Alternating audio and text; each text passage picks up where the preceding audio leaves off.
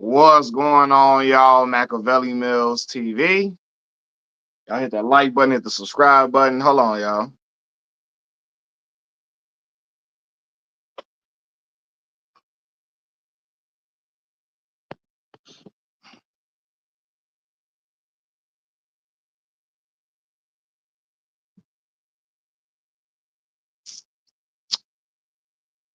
What's going down, y'all? What's the word? What's the word? What's the word? What's the word?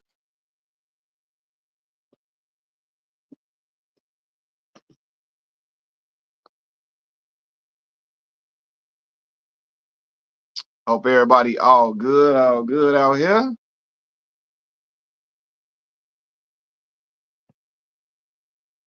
Black Mall, what's going on, boss? How you feeling? How you feeling? Hope everybody all right. You know what I mean? Hope everybody doing pretty good this evening. I ain't gonna be on here and take up too much of y'all time.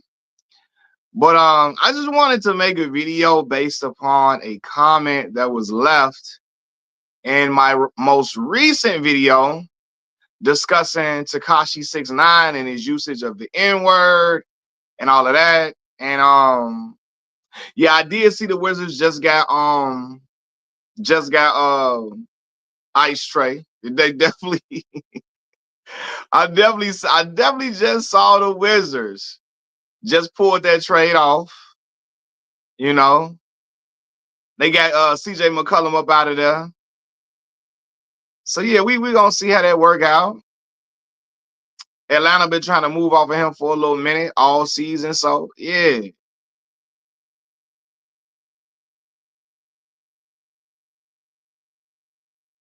But anyway, yeah. So I wanted to make a video. I wanted to go live based upon a comment that I saw on my last video about Tekashi 6ix9ine and saying the N-word, right? And he said at least Trey gonna get the contract. You said he won't. Yeah, he gonna get the contract he want over there. 100%. True Delta, good evening, good evening. So, I'm gonna wait for a few more people to get in here before I start talking, because only a few of y'all in here right now. So I'm gonna wait a little bit, like maybe 2 minutes or so, before I start going on why I'm making this live stream and why I'm saying this, because I feel like I have to further. I just really wanted to expound upon my comments that I made in response to somebody under that video. Because respectability politics, they've had black folks in a chokehold for way too long. Way too long. Like, if anything, it's been going on since, our grandparents and great grandparents and all of that. And it gets too crazy. Crown Beach James, what's going on, man? What's happening with you, boss? I hope you're feeling all right, bro.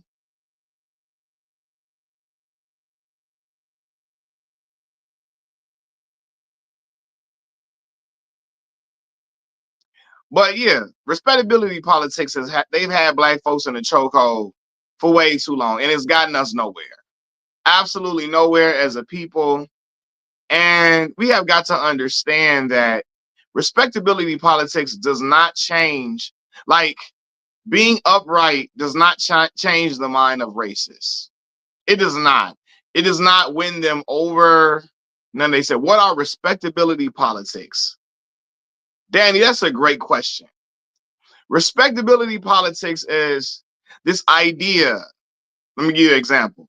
That if black people carry themselves upright, if we wear suits, if we don't sag our pants, if we wear ties and we look professional and we speak proper English, and we come across, we have low cut haircuts and all of that, that other people, even racists, will respect us a lot more, and they will treat us differently or treat us better if we present ourselves in a certain light. That's respectability politics, right? Right. Quarter zip era, really, for real. If we got on quarter zips instead of Nike hoodies, they're gonna look at us as more distinguished and say, you know what? That's a distinct. These black folks, they ain't that bad. They not that bad. When the reality is, y'all, that's never gonna stop a racist from being racist.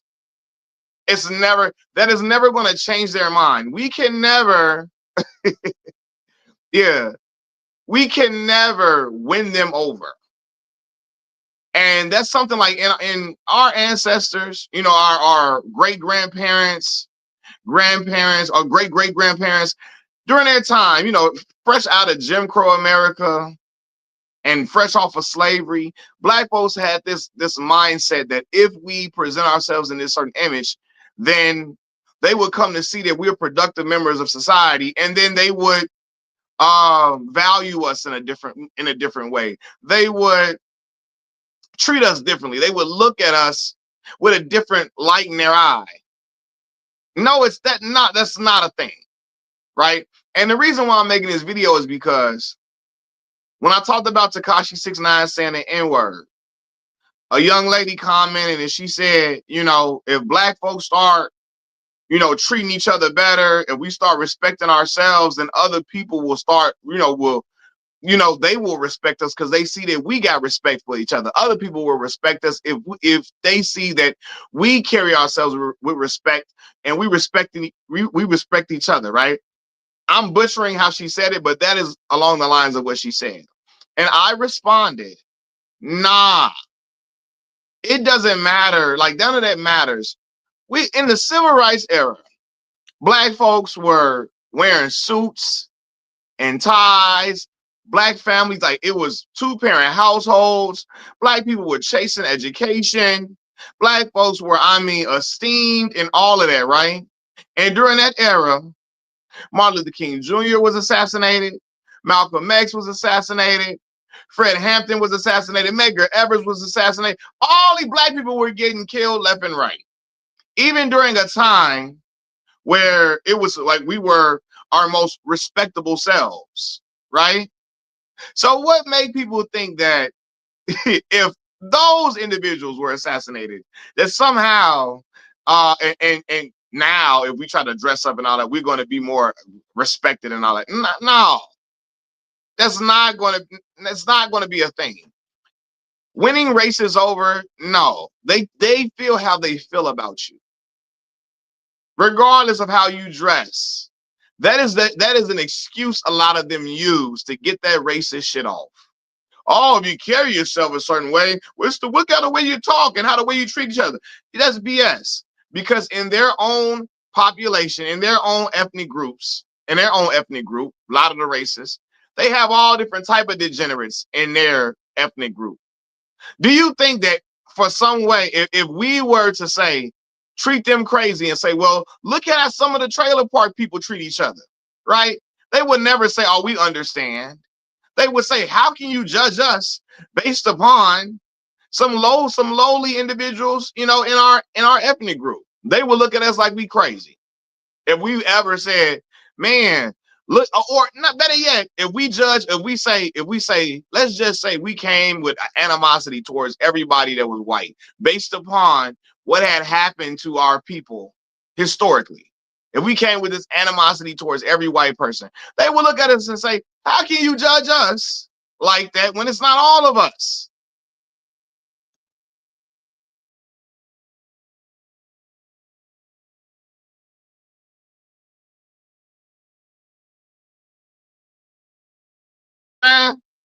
They would say, how can you judge us?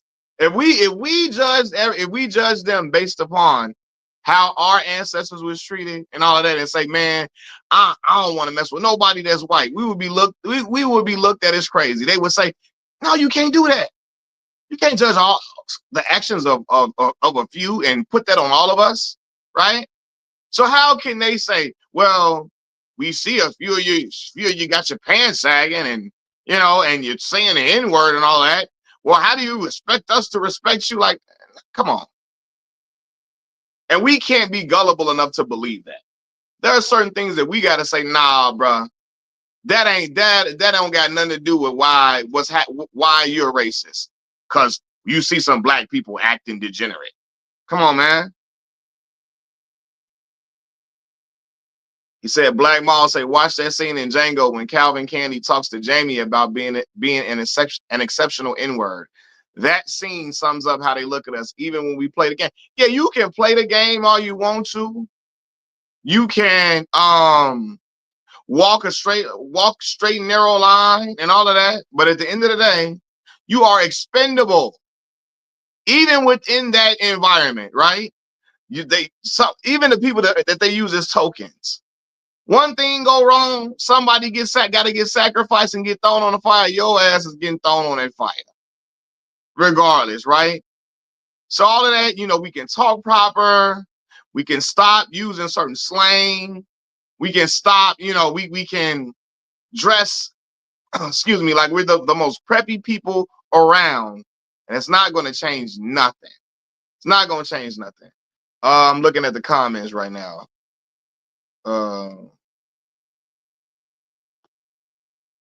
When you say desegregation hurt us as a people in the community, man, look, we can talk for hours about that. But yeah, like, ain't no matter.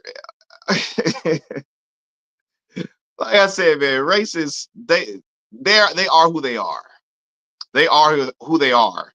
And they know that this is BS when they say, oh, look at how some of y'all carry. So they know that shit is bullshit. They know it's BS.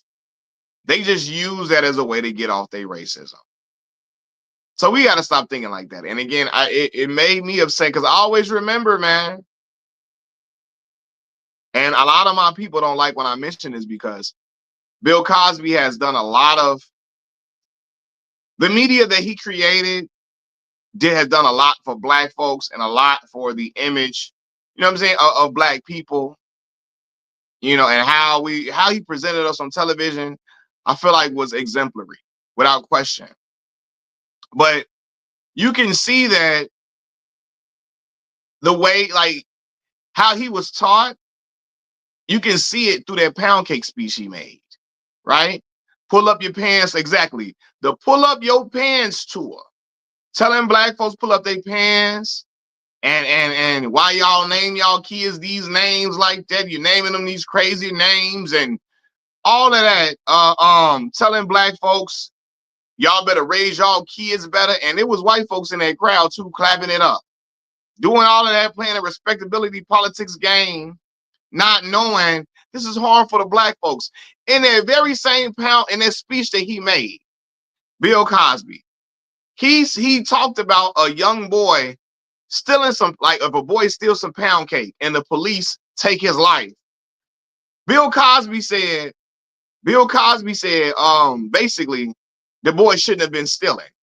And I remember being like 11 years old thinking to myself, Mr. Cosby, you really think that, do you really want to send a message? And I was a little boy. You really want to send a message that a young boy should be killed because he wanted a piece of pound cake? Like, that's not, you see what I'm saying? But you see, that's how racism works. They use, especially a prominent black man like Bill Cosby. If he says that, like, Bill Cosby was the most respected and beloved, one of the most beloved black men in all of media, television, all that, right?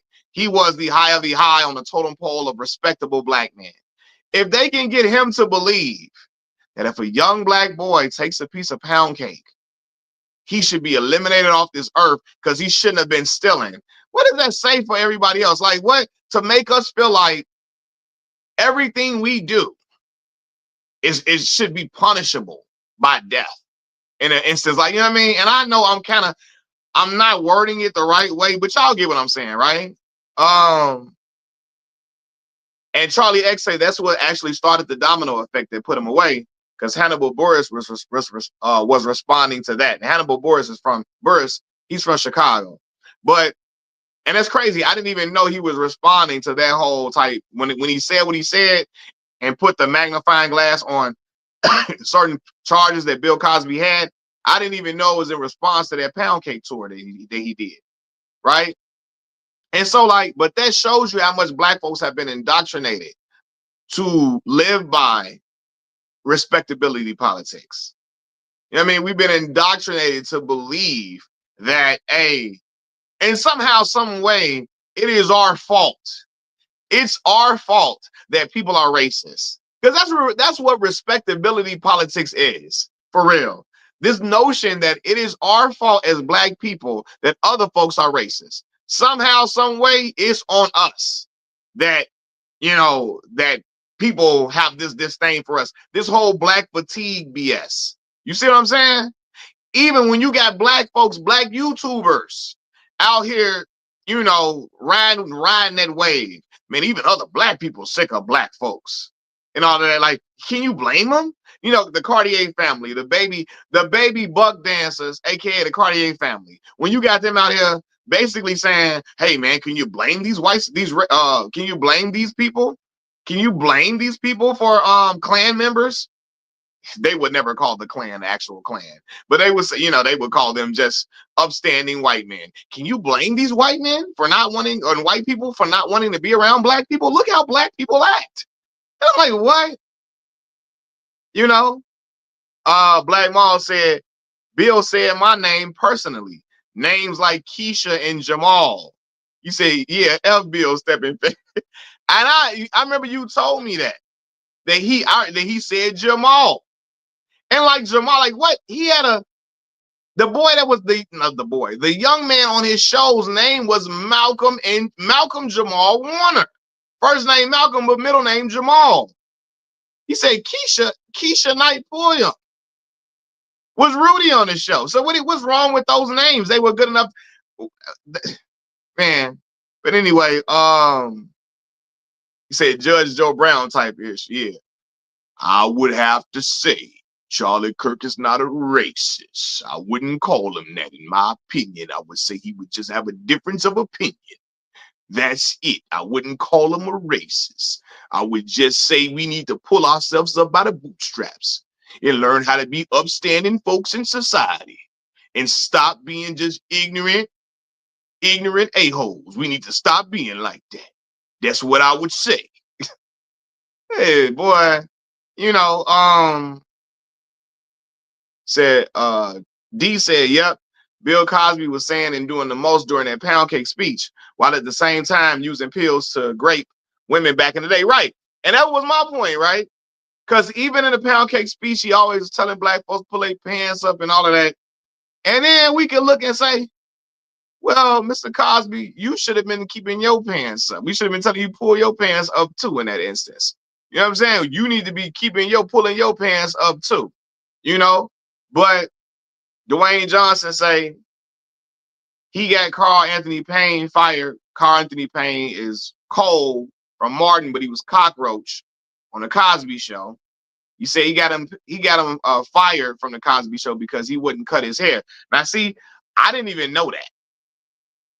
I didn't know that he got him off the show because of that. I did not even. I didn't even know that part. Black Mall say, remember, Tekashi 6ix9ine is from New York, just like Fat Joe. Y'all brothers in New York got some explaining to do. Y'all too comfortable with allowing non-blacks to say the N-word up there. China Mac too. And I'm telling you, Black Mall, even in that video I made about Tekashi, that happens a lot.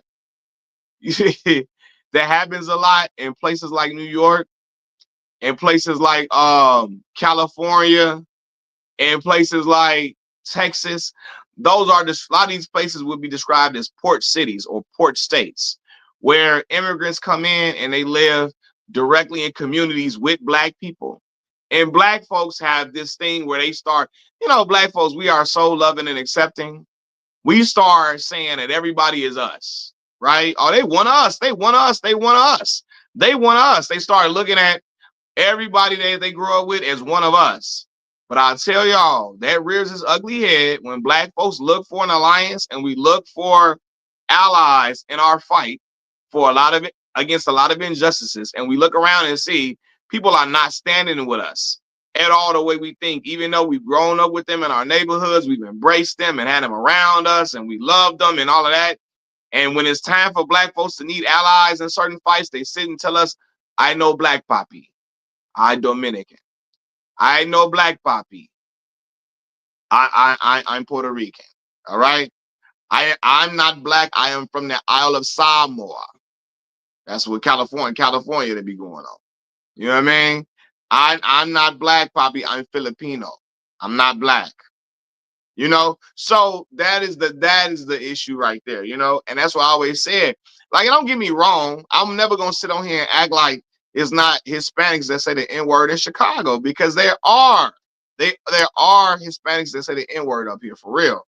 What I'm saying is that it's not at the same clip probably as it would be in New York at all, because we don't really grow up amongst them like that, and so it's not like a thing where they are made to feel like, you know, they're one of us per se, because we don't really grow up with them like that, you know. But yeah, the respectability politics game, and that is something that has to be thrown out. You know, if we're going to be upright people, be upright for yourself. Carry yourself with a certain pride and dignity for yourself, not because of this belief that somehow white folks going to treat you better if you got a suit on, you know, or if you have a certain education level, they're going to treat you better. Because I didn't told y'all when I was in grad school and I was leaving. Now, granted, I didn't have a suit on. I had a starter jacket on with black jeans and black Tims on.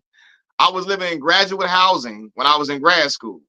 And when they saw me coming out that graduate housing with my book bag on, some of y'all say backpack. Well, we say book bag in Chicago. With my book bag on, walking to go meet a professor for that I was a graduate assistant for, the police came up and pulled up behind me while I was walking, called for backup and everything to make sure my black ass belonged back there in the graduate housing apartments, right? Now this is me in graduate housing. I'm coming out of my own apartment, all of that, but in some way in their mind, they figure this dude don't belong back here with this starter jacket on, his white socks fitted cap, and these Timberland boots on. He got to be back here on BS. He got to be out here, you know, doing something he ain't supposed to be doing. He can't be back here as a graduate student, right? So, yeah, you can have a certain level of education, can be seeking certain, you know, in certain programs, all of that. People gonna always try to frame you how they want to frame you, especially when they racist and they have these prejudices against black folks in general. But again, that is something that we have been indoctrinated as a people to believe that respectability politics work, and that has come from post-slavery, like immediately post-slavery. There's a lot of black folks that think that. She said that's ridiculous, just unnecessarily targeting you. Yes, 100%. And I remember the instance when it happened, because when I remember coming down my steps out of the apartment complex I live, because this is graduate housing. Everybody that lives back here is all grad students. I'm going down the steps and I saw the police driving past slowly. And I said, damn, I hope they don't mess with me. She saw me and said, oh no, she gonna make up a story talking about it was a shorter black male. I felt played too by the shorter. I'm 5'9.5". I'm like, damn. I'm at least average height. You know what I mean? She said we got a report of a shorter black male twisting doorknobs in the complex. Ain't no damn report about no shorter black male twisting doorknobs. You know what I mean? What is we talking about? See, Frost, you come on here when I'm talking about respectability politics conversation, here you go. You know what I mean? I know what your agenda is. That's crazy. But anyway, yeah. I knew. I said, man, I hope she don't come up here messing with me. And she did. Made up a story that a black male with all black on is, because I had a black jacket on, black jeans, and a black Tim boots. You know what I mean? There's a black male that's twisting doorknobs all throughout the complex. Yeah, I'm 5'9.5". That's what every time I go to the doctor for my annual visit, they always say 5'9.5". With my Tims on, I'm a good 5'11". You know? Shel, what's going on with you? Now, look, Frost in here mad because I don't hate black women like he do. He want me to disagree with everything a black woman say. Now, all the videos that I've had where I have disagreed with I've called out these dudes that pander to women in these relationship gurus that pander to women. I called out Halle Berry for not calling out David, not calling out, but for not clearing David Justice's name around the abuse scandal that was around her about a former ex-boyfriend abusing her. And David Justice say she know it wasn't me. I never did. She never cleared my name. Right? He don't never see them videos. He don't never see them videos at all. But somehow he want me to be, you out here pander to women. You out here, you don't hold women accountable. Like what? All them other videos, he don't never see them. He want me to be over here and say, I hate black women. I hate they funky asses. He want me to say that on this channel. That's what he want me to do. Y'all ain't shit. Oh.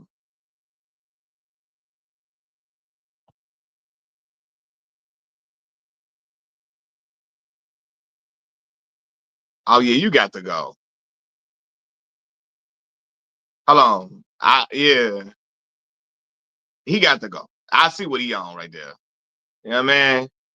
He got to get the hell up out of here. That's what he want me. He want that's how they be wanting me. They be wanting me to say that on here. I hate black women with their funky asses. Hate y'all. I don't move on here like that. I love black people, which includes black women. I love my black brothers, love my black sisters. I'm going to tell the truth though. And I'm not going to pander to either gender on here at all. I'm going to speak the truth. Anyway, we're going to get back to the topic at hand because I didn't get way off track from dude. But yeah, so me knowing and understanding that, like, it don't matter how I'm dressed, it don't matter what type of education I got, people going to look at you however they want to see you.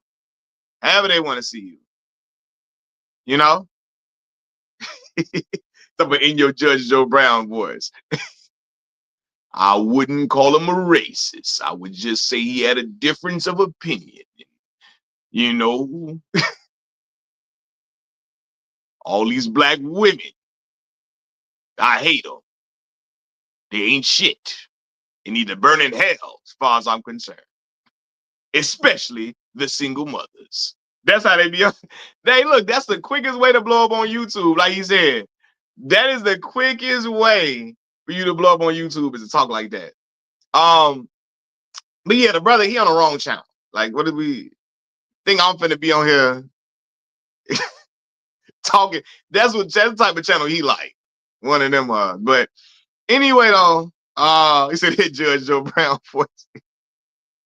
Hey, Judge Joe Brown, man, he's quite annoying. Like Judge Joe Brown probably was the main. Judge Joe Brown became a judge just to tell black folks, pick yourself up by the bootstraps now, damn it. You know? If white people see us as bad, it's our fault. We need to dress better and talk like me. You need to find yourself a tie and put it on, and maybe that'll stop the Klan from chasing you up the street. You wear dress shoes instead of gym shoes or sneakers. Maybe they would respect you more and say we shouldn't try to take this black man's life. Oh man. But no, we have got to remove the respectability politics stuff out of our community. It's just way too crazy. And again, if you're going to uphold, if you're going to be upright for yourself. Be upright, because you want to do that, but don't do that thinking it's going to make people more accepting of you or make racists change their mind about you. It is not my job to try to make a racist change his mind about me. That's not my job. And it's an impossible task at all. That's why I don't even like them videos where a black man is trying to go and convince Klan members to change their mind. Remember the black dude out here that, he got a Klan member to change and to be different. And he out here trying to get the Klan member to be, to understand black people better. And I don't even like them type of videos or that type of content. Why are you trying? They know what they doing. They know what they do. Why are you trying? I'm going to change it. I'm going to be the right to change their mind. No. Black Maul said to be working in the judicial system during the 60s and 70s as a black person, you clearly had to be. Judge O'Brien is clearly, yeah, man. It's just, oh my God. The way that man was out here trying to defend Charlie Kirk and act like he didn't see no racism with Charlie Kirk. I said, oh, nah, man. What you got going? I just would call it a difference of opinion. So, just a difference of opinion. Said black revolutionaries of the past were the most upstanding people in society. Yeah, of course. And that's what I talk. That's what I said. Martin Luther King Jr., Malcolm X, these men wore suits. They were married, right? They were educated, all of that. You know, Dr. Martin Luther King, educated, he had a PhD, right? And still, people thought of him as scum of the earth. So much so, listen, I always tell y'all, when I was in Georgia, like, I don't care what nobody say. I had a great time at Arkansas State. I made some great friends. It was a great experience and all of that being in a college town. But that was really an eye-opening experience for me being in Jonesboro, Arkansas. Being in a red state, in an area where, like, in a school that's predominantly white, and an area where, like, it's a black side of town and a white side of town. It opened my eyes to a lot of stuff. Opened my eyes completely. When I saw people being upset that a street was about to be named after Dr. Martin Luther King Jr., right? This is supposed to be, in their eyes, the most palatable black person, Dr. Martin Luther King Jr. They all love Dr. King solely based upon the I Have a Dream speech and that one quote about his kids about being judged by not by the color of the skin, but the content of it, but the content of their character. And about, black children and white children walking side by side. That's the only part they like, right? I'm like, Dr. Martin Luther King is supposed to be the most palatable person for y'all. He's the most digestible for y'all. And you still are fighting and pushing back against a street being named after Dr. Martin Luther King Jr. Y'all that racist. Y'all that MAGA, the Confederacy is just all up in y'all that you want to push back against a street being named after Dr. Martin Luther King Jr. In Jonesboro, Arkansas, I'm telling y'all, this is when people tell me that MAGA is not attached to anything racist. I always say that's BS, because when I was in Jonesboro, Arkansas, every car that had a Confederate flag on it also had a MAGA sticker on it. Every house that I saw having a Confederate flag flying also had "Make America Great Again" signs on their yard. So why are those two? Why is it that those things are coupled together? If it's not, MAGA isn't about race and racist. Come on, man. Right. Medgar Evers assassinated right in his driveway. I talked about Medgar Evers. I included him earlier. The civil rights era, these people, like our leaders of the civil rights movement, were married men, well kept, all of that, and still was like, oh no, the racists still took their life. So who do we think we are that we just gonna change their mind in some way? No. But again, that's just because we have been indoctrinated to believe that for a lot of things, for a lot of reasons. Black Wall Street destroyed all of that. All of that, like, man, but we've been indoctrinated again from a lot of stuff that's happened to us to believe that was that post-slavery mindset, thinking that we can get them to look at us as equal somehow if we just work hard. When we find out that, man, people be telling us to work hard and we got to work hard to get something, and they don't be working hard at all. Stuff be handed to them based upon who their father is, who their family is, etc. So it's like, what are we getting at, man? Isaiah say there's no Martin Luther King Street here in Arizona, just an elementary school, and they only honored Dr. Martin Luther King Day because the NFL wouldn't host the Super Bowl there for not doing so. Right. That's crazy. You know? That's crazy.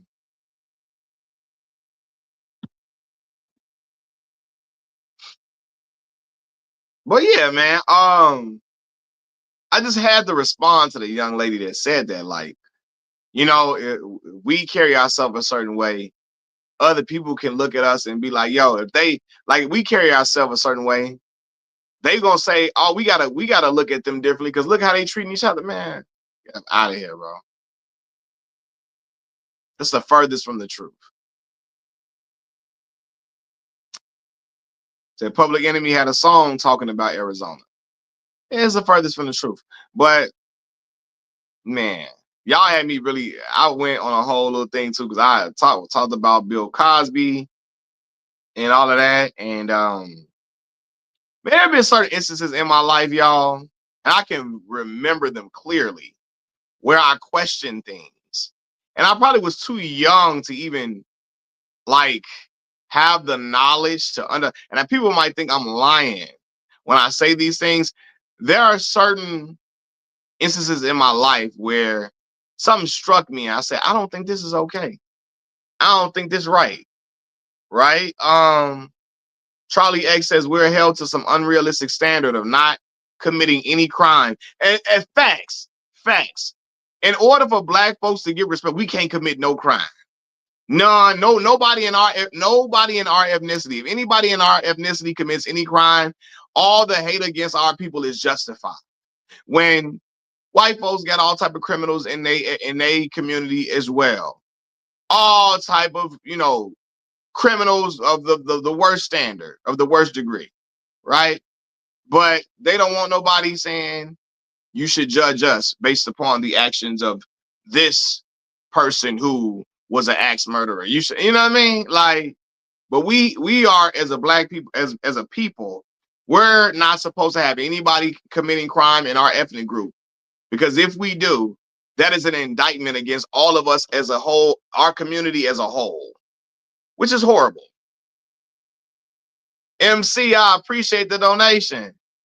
You said keep up the good work. I appreciate it. I'm gonna try my best to keep on pushing it and keep pushing this content and keep pushing the right messages out there for for our people. You know, especially a lot of times I really want to connect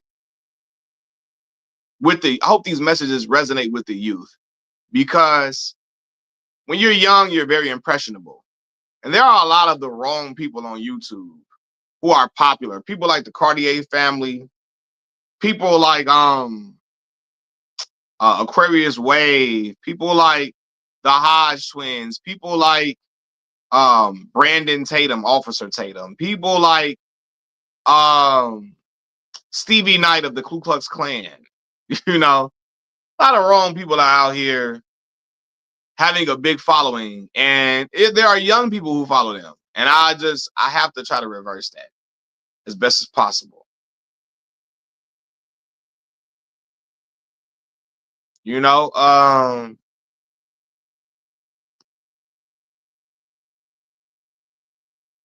on, Latrell, you from Jonesboro? You from Jonesboro, Arkansas? Latrell said when Trump became president, I saw all the farmland around Jonesboro littered with MAGA signs. I was so disappointed, my heart sank. Listen, I remember going to the polls that year, right? And you could tell the energy up in there. Oh, they was voting MAGA. You can see by the energy, are they MAGA to the bone gristle? Are they? Oh man, this is MAGA all the way. Man, I remember walking into the polls feeling like, damn, we are in behind enemy lines up in here. Yeah, the Larry Elders of the world. Because no matter what happens, Larry Elder in particular, no matter what happens to black folks, no matter how racist people are against black people, Larry Elder is going to blame it on fathers not being in the home. Well, the Klan, they came in harassing black people, but if you had fathers in the home, maybe the Klan wouldn't come because they would be fearful of a man coming outside the door. Like, what the fuck? Like, what? If you had a father in the home, maybe we wouldn't have maybe we wouldn't have these racist institutions around. Like what? He always gonna blame fatherlessness on everything, like on all the issues that black people face. Mandy say, I'm in Vermont and I've seen quite a few MAGA signs. I'm gonna be real, Mandy. I didn't think black people was in Vermont. Shout out to you, man. I really want to talk you probably got an interesting perspective. I really want to talk to black folks that live in places like Vermont and Maine and New Hampshire, stuff like that. Because I be really wanting to know, like, what is y'all experience? And I ain't even trying to be funny. I'm being genuine and sincere.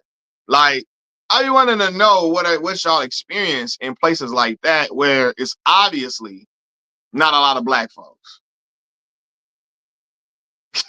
Real Shelter say the white man is the original baby daddy and gangster. And listen, what I told y'all when I got to Jonesboro, Arkansas, I know it's black people in Delaware. I know Delaware for sure. I know black folks in Delaware 100%. But Maine, New Hampshire, Vermont, stuff like that, yeah. Yeah, that New England area. But I remember when I was in Jonesboro, that's when I seen white baby mamas for real, up close and personal. And I'm talking about Mandy. So it's so interesting you say that. And I was thinking, is she a travel nurse? Because one of my best friends, his wife was on a travel nurse assignment in Vermont. And I was wondering, is Mandy a travel nurse? In my mind, when you said Vermont, I was thinking maybe she's a travel nurse, you know?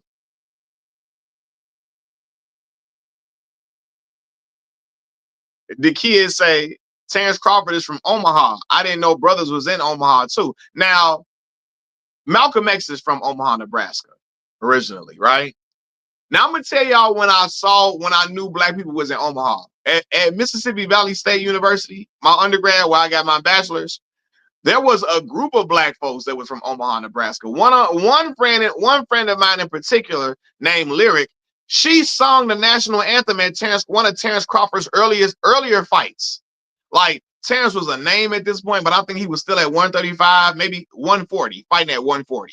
I think at the time when she sang the national anthem at his fight. But in Mississippi Valley, there was a community of kids from Omaha, Nebraska, black kids. That's why I'm like, damn, y'all, it really is black folks all up and through Omaha, huh? You say, I was born in Nebraska, Lincoln. I was born in Lincoln, Nebraska. Got you. Yeah, like when I was at Mississippi Valley, uh, that's when I seen like there's a lot of black kids in Omaha. A lot of black people. Well, a decent amount of black people.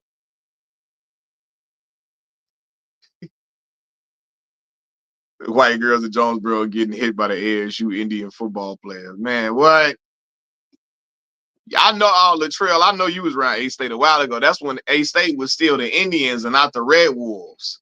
When I got to Arkansas State for grad school, there was the Red Wolves was the mascot by that point. But yeah, hold on.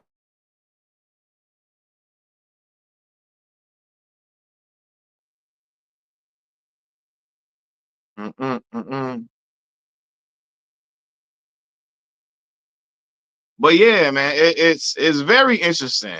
You know, when you observe a lot of this stuff out here, you be like, man, what the hell?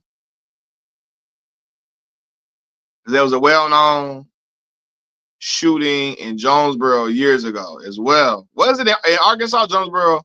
Was it Jonesboro, Georgia, or Arkansas? Because I think it's a Jonesboro, Georgia as well.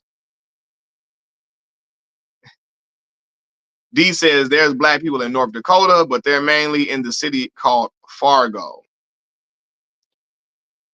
Are they? It's because hey, I know what's the dude that used to be on No Jumper. He's African though. He's a black African. What's his name, man? What's the dude that used to be on he used to stutter. He had a real bad stuttering problem. I forgot his name, man. Flacco. Flacco, I think is from Fargo, North Dakota. So yes, Arkansas. Jonesboro, Arkansas. Okay, got you.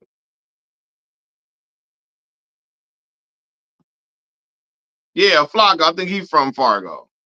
Yeah. So, but I'd be very interested to hear a black person's perspective living in places like that.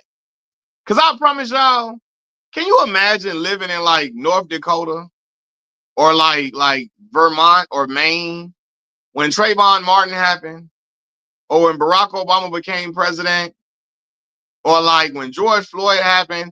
I couldn't imagine being in school, in a predominantly white school, when all this stuff is going on. Because you know the macro and microaggressions are ever present in them environments. You know what I'm saying? And I always tell y'all, I never thought about those like the micro and macro aggressions, like or like living. I never thought about a black kid's experience going to predominantly white schools when certain things are happening in our community. Until a friend of mine talked about how racist stuff was in her like nearly all white Christian school when Trayvon Martin had his life taken from him. When Barack Obama became president and the people's reaction to it in her school, the adults, right? The students were having they were having these macro and microaggressions, thinking that Trayvon Martin had to have done something wrong for this man to take his life, right? Um, they thinking some he had to have done something wrong. He couldn't just this couldn't have just happened for no day. They was out here really preaching that he had to have done something wrong for George Zimmerman to take his life. He had to have done something wrong. That's what their mindset was. Barack Obama became president. She was telling me how, and this is when I was in college, telling me how one of her teachers was saying that Barack Obama was the Antichrist and he was going to snatch her baby out of her stomach during the time he became president. Right? And I just couldn't imagine, like, damn, being in an environment where these are things that are being said by your teachers. These are supposed to be people who are respected. These are supposed to be people who, like are sensible people. But look at what they're saying in reaction to somebody that looks like you being president, somebody that looks like you having a life taken. I was like, yo, I couldn't. And then you ain't got really nobody to turn to in this predominantly white Christian school. And it's crazy. This is a Christian school where this is being said. A Christian school where, this man is being said as the Antichrist, all because you have a fear of a black man being the leader of the country because you think in your heart of heart, he's going to treat white folks the way white supremacists were treating black people. You have a fear, and so now you thinking the Antichrist is coming now. Yeah, exactly, Charlie X. So do you think George Floyd actually died from a knee or from fentanyl? Because I hear he was on drugs. I hear he abused drugs. I hear he had an addiction problem. Stuff like that, right? And a lot of people, don't get me started. There's a lot of a lot of the people who, like Charlie Kirk and his followers, were the main ones pushing that George Floyd died from fentanyl overdose. And the nasty, disgusting images they had of him. And then they love to say they're Christian people while having the most despicable images of George Floyd and making fun of his death. But we're supposed to say, you Christian, right? Christian only in name.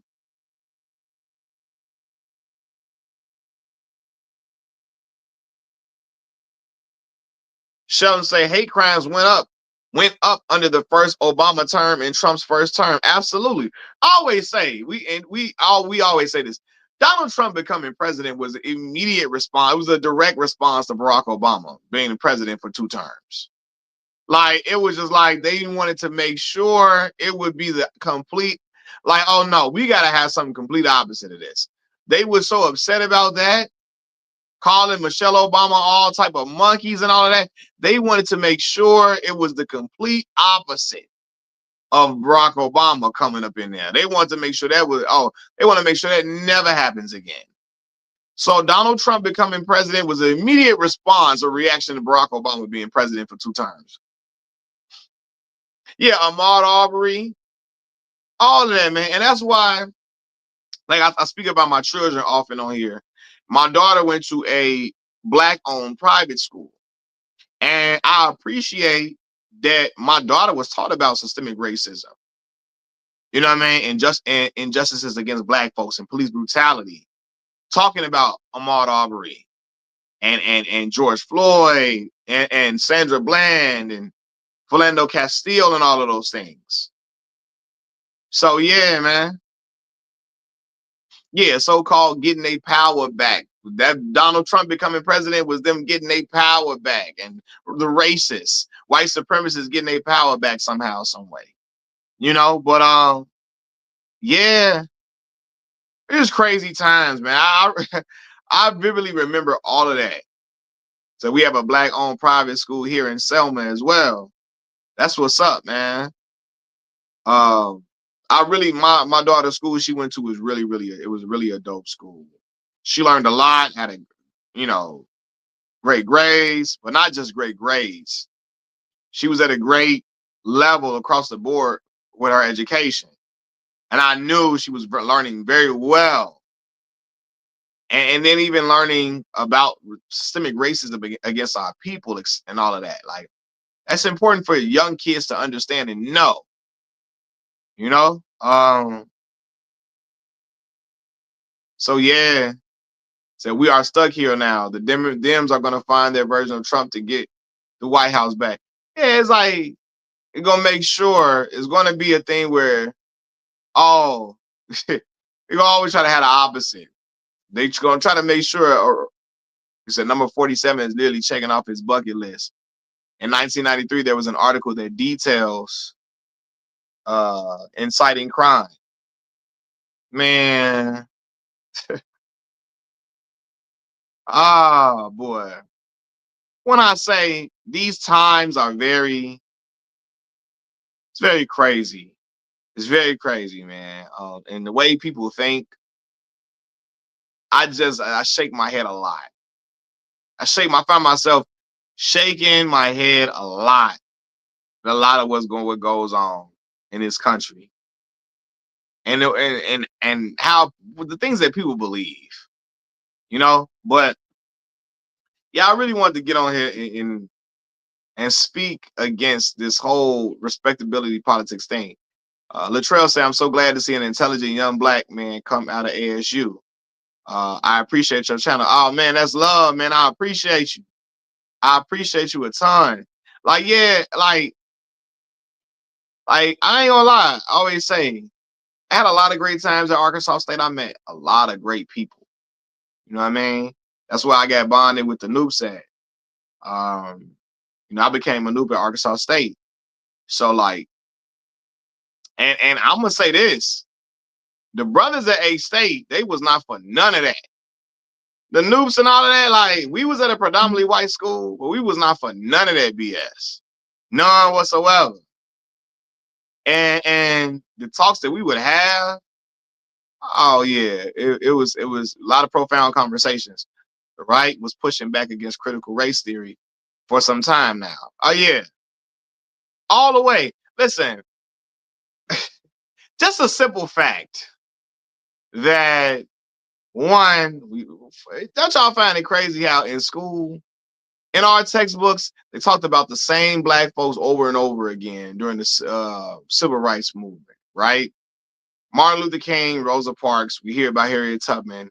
They would whitewash Dr. Martin Luther King so bad, whitewash him completely. Like Black Maul said, had us thinking Dr. Martin Luther King was he was again, or he was bad for Black folks. Had us thinking like, oh, he was this subservient man who, was cool with racism. Had us thinking that, right? And with the way that they would whitewash him.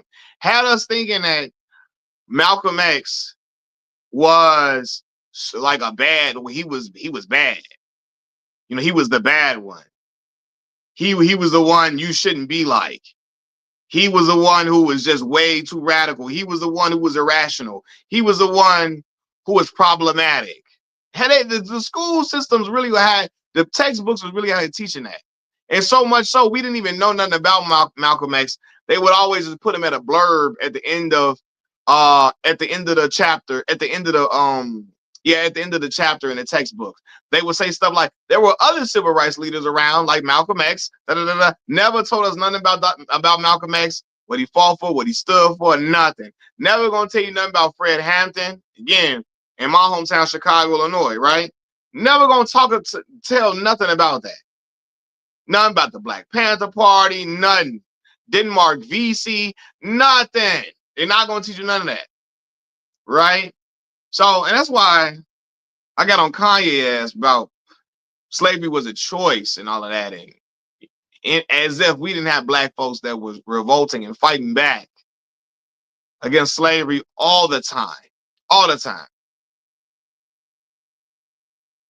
Yeah, like even trying to say Dr. Martin Luther King was out here with all these different women and all of that, and I'm looking like, did you really want me to trust the FBI's word about Dr. Martin Luther King? Do you really want me to trust what the CIA and FBI was saying?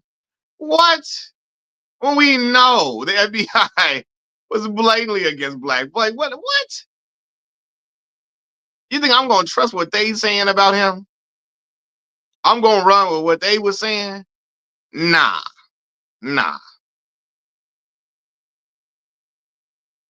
Yeah, COINTELPRO existed. You think I'm gonna be like, oh yeah, Martin Luther King was out here because they said it? What?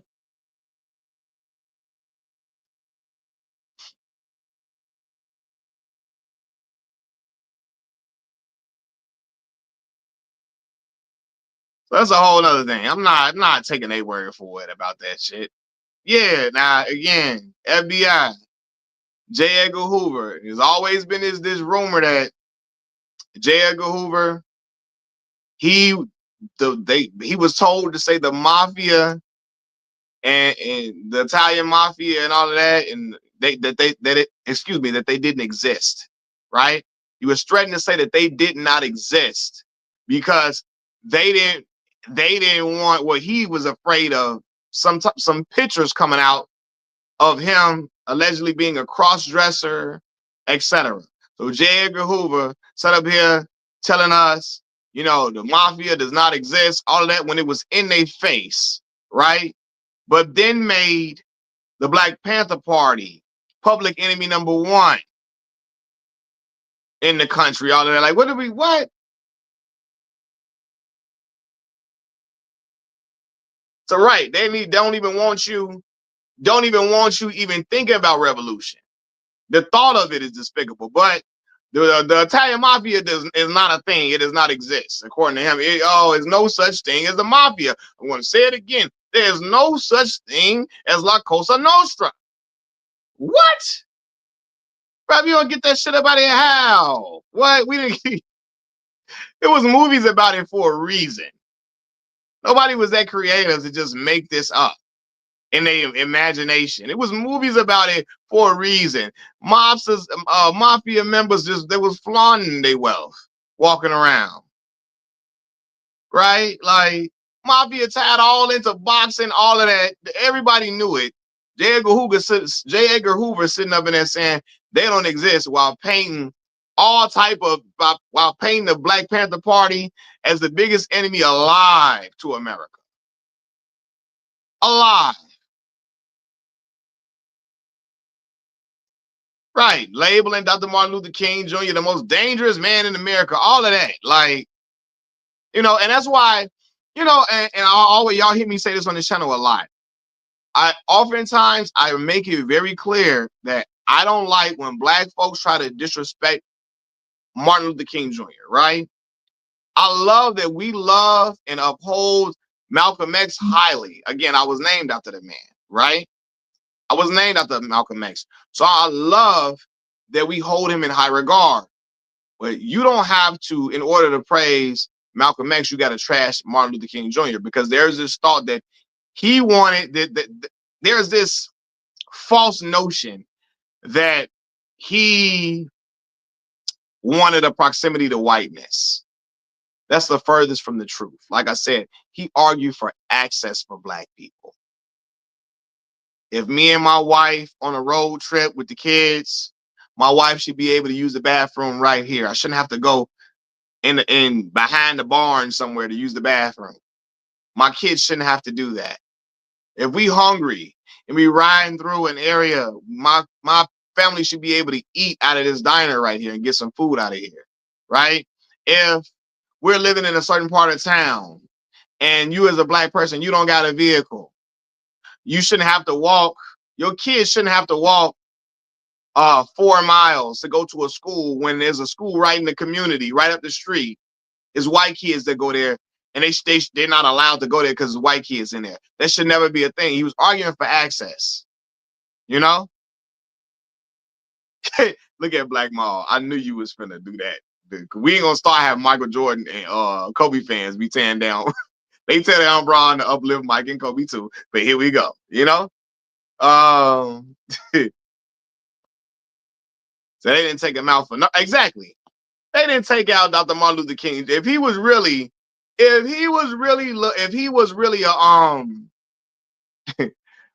Mandy just said something that's very. I'm gonna get on that real quick. If he was really whitewashed and he was really subservient to white folks, do you think he would have been eliminated? Do you think like no, he would not have. He would not have been eliminated if he was really subservient to white people. Come on, man. And then like even when she talk about Green Book, y'all, I hate that movie. I went to go see it. Y'all know the one movie with where Mahershala Ali was playing Don Shirley, the pianist, right? And they made it seem like this white Italian guy taught him how to eat fried chicken and taught him about black musicians, excuse me, and black music. And this white Italian guy introduced him to all type of black culture, and he was just so ignorant to black culture all around. The scene where he didn't know how to hold some fried chicken, it was just crazy. It was, it was just if you never seen Green Book, that's one of them white savior movies right there. At the beginning of the movie, the white dude so racist he don't even want black folks drinking out his cup. But then, you know, he just somehow, some way, at the end of the movie, he not racist no more because he been riding around with Don Shirley. He been riding around with Don Shirley now and teaching Don Shirley how to eat fried chicken. But like I said, Dr. Martin Luther King spoke for reparations. Now I know I know the Green Book that you're saying, Mandy. I know I know actually you're talking about the actual Green Book that black people use. But I just thought about that movie. I just thought about the movie. When you said that, I thought about the movie for a second, and that movie just like irks me. Yeah, and then like The Blind Side too. Especially when you know what really happened in that movie. When you know what really happened in that story. Yeah, yeah. But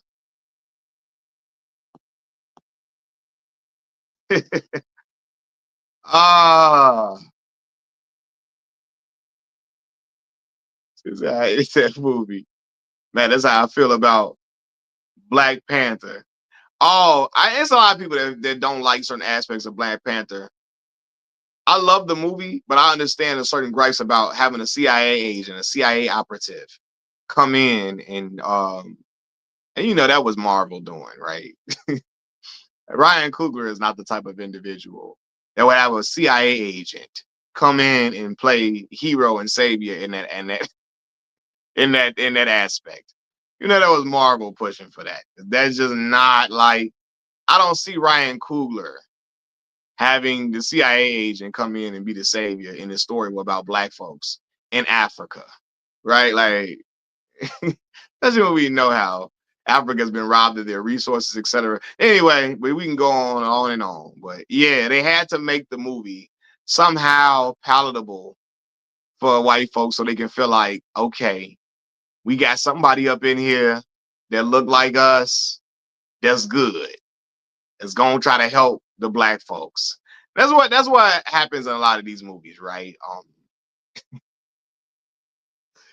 Movies like Dangerous Minds and shit like that's the movie they got white folks loving. Coolio, Gangster Paradise. Movies like that, like, oh, that's the movies that supposed to make white folks feel good. Like, oh, we got white people coming into the lowly African American communities. Look at my African American over there. Coming in the lowly African American communities, the lowly Black American communities, and helping out and trying to help these little Negroes realize they have potential and to see it in themselves. Because they didn't know. The Black teachers could never reach them to the point that they understood that they were somebody. So we had to go get the white woman to come in and show them about themselves and love on them and care about them. Because the Black teachers never did that. They never did that at all. They never loved on these kids to tell them that they were somebody.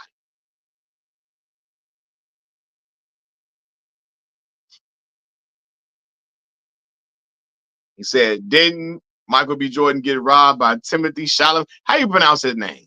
Chalamet? How you pronounce that name? And the movie just came out like 3 weeks ago.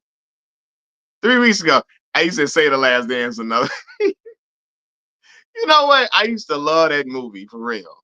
I love that movie. But then this is the part that get me about Say the Last Dance. How she got a scholarship to Juilliard off that damn dance? That dance was not, come on now. Y'all know that wasn't good enough to get up in no damn Juilliard. Y'all know that little move with the chair that she was doing was not enough to get you up. I'm like, this was gonna get her up in Juilliard right here. Like, come on, man. Say, remember that movie? this the move. That damn move with the chair. This gonna be this what get her up in the school. Nah, bro, that ain't what we finna do.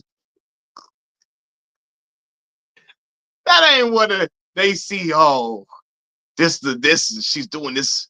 She's doing this dance with the chair. It's gonna get this hip hop dance. Like, nah, that dance that wasn't cold enough to get up in there. That's my gripe with the mother. This dance wasn't cold enough for her to get up in there. Yeah, for real. All right, Latrell, good night. Good night, Latrell. I'm finna get off here in a minute too. For real. Really, I got the work. You know what I'm saying? But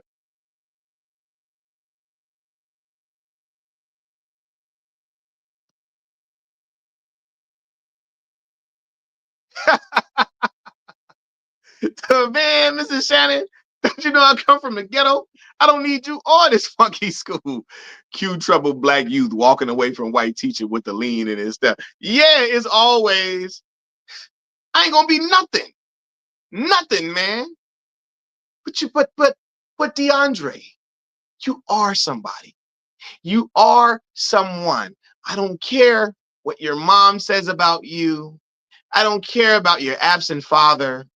I don't care what the drug dealers in the community have to say about you. I don't care what the other black teachers, they said you were never going to be ish. I don't believe that, DeAndre.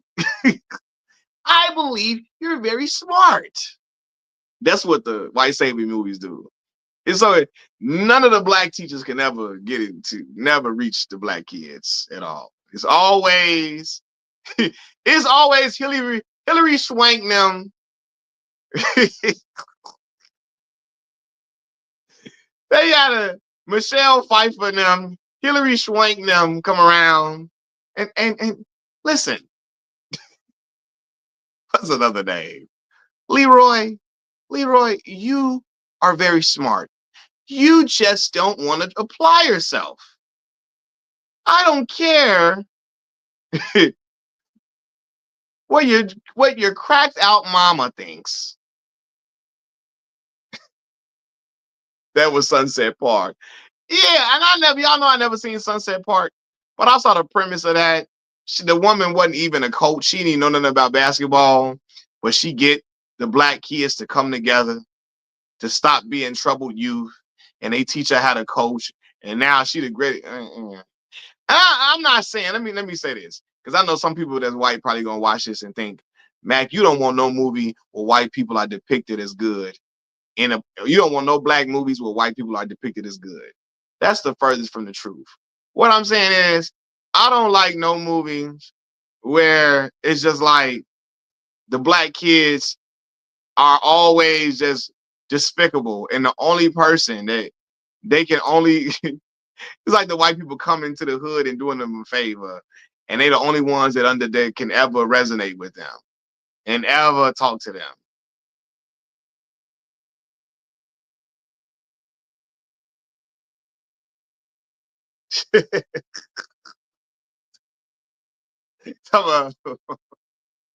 The white teacher get jumped. I'm gonna come to school because these kids need me.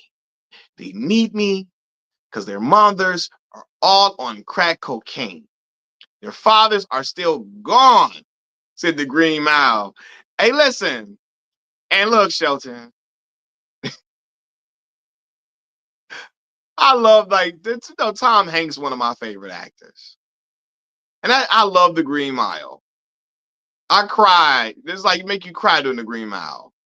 But I do understand what you're saying about this whole notion of the magical Negro, right? And I imagine John Coffey being somebody that Hulk Hogan was talking about when he said, I can see if it was a big 6 foot, 7 foot 12, 7'2" black N-word. Then, then I say it's okay for Brooke to date a black man. Remember what Hulk Hogan was describing this impossible Negro for Brooke Hogan to date? He got to be 6'12".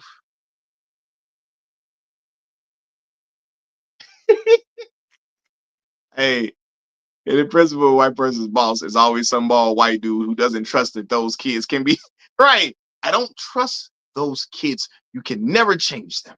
They are who they are. He'd be like, Julie, the white principal that don't trust the black kids. Julie, these kids are who they are. Come get your paycheck, go home. You can't help them. They're low lives. They're only gonna be degenerates. Come get your check, go home, go watch HBO,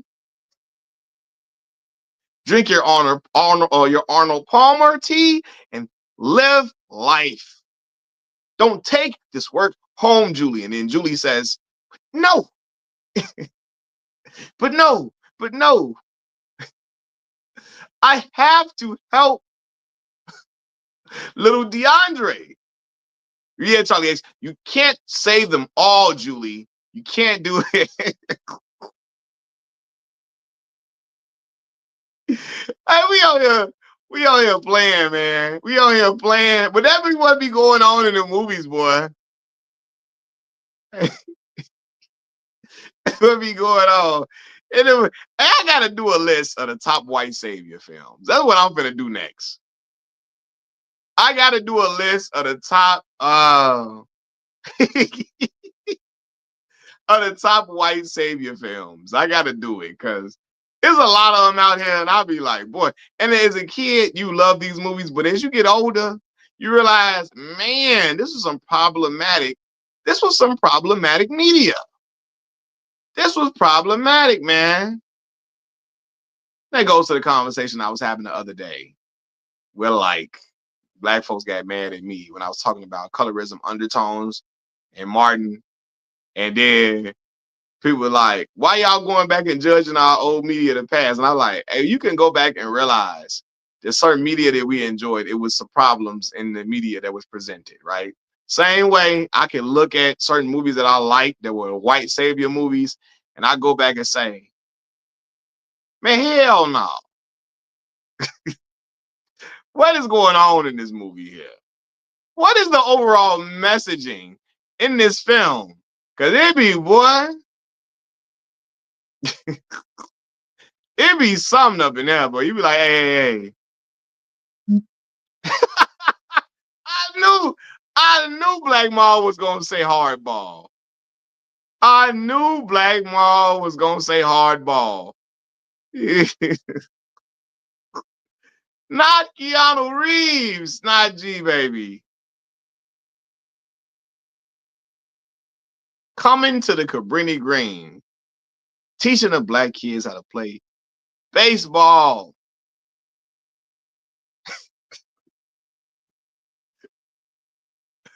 Ah.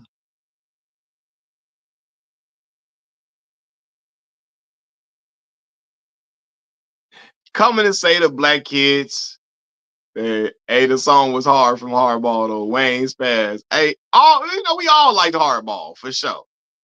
But then you realize, like, you be thinking like, damn, nobody in the community could touch these kids. First of all, let me say this. I'm a fan of The Walking Dead. That's my show. The Walking Dead. Oh, hey, Sheldon, that scene. You looking for Candyman, bitch? When you found him, like, man, hey, they in there. They just accosted the white woman. Anyway, though, but Black Maul right though, because the premise of, even though I love Candyman, the premise of it is crazy. He got taken out by the most racist white folks in the world, and he came to the projects where black people live to assault other black folks and take out black people. The nerve of that movie! You're like, man, what? I know. Now, why do he got to come up over here in the hoods of Chicago? Hey, man, why he got to mess with black folks? They ain't the one that did it. They didn't do it to him. But no. So y'all know, yeah, he came to the projects for revenge. Like, what? But no, y'all know,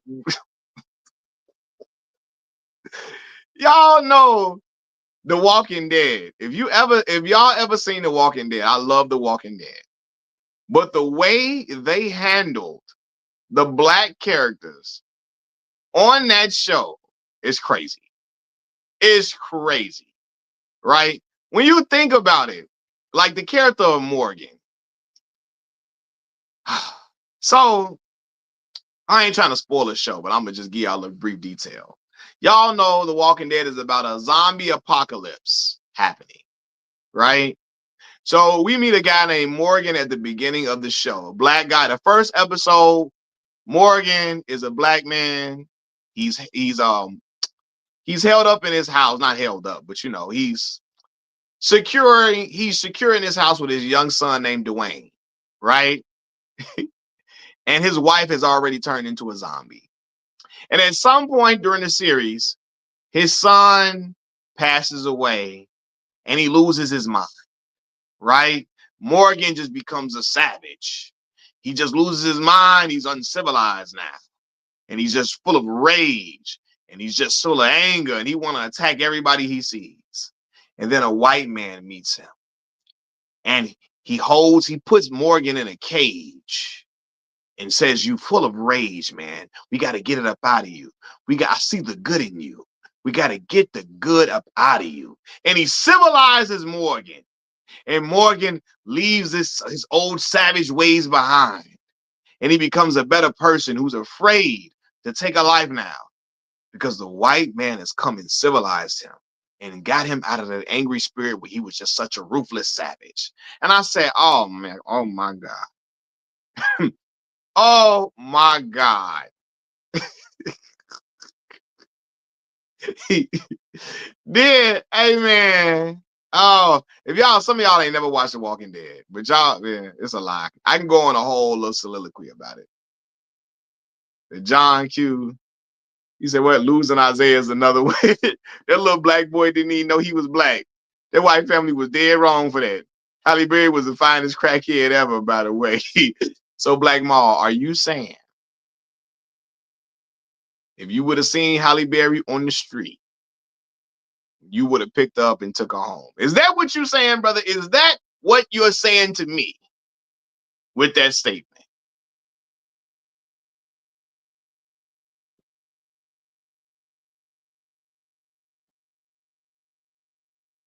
Said the police lineup scene in the original movie came. Hey, crazy. Crazy.